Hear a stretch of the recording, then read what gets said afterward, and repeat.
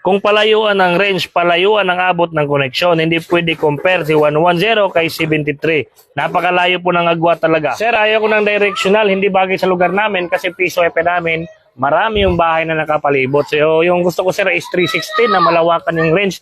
Yung gamit ko is TP-Link 110. Yun yung sabi na nakilala ko, ito yung gamit niya.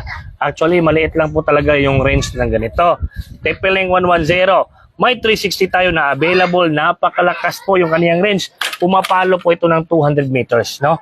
Open area, 360 po. Hindi katulad ng directional na kung saan nakaharap is dun lang. Pero ito, kung i-compare mo itong dalawa, napakalayo ng agwat. 360 din ito. Pakita ko sa inyo. Ganyan lang yan. Ayan. Kita nyo?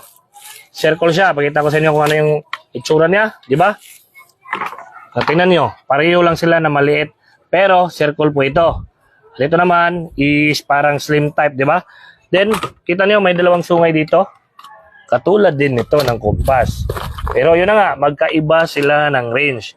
Kung i-test niyo yung dalawa na magkatabi sila, tapos i-compare niyo yung layo, i-try niyo. I-try niyo, obserbahan niyo mga piso sa lugar niyo. Na ganito yung gamit, kung ano yung pangalan, tapos yung iba ganito, i-compare niyo yung range.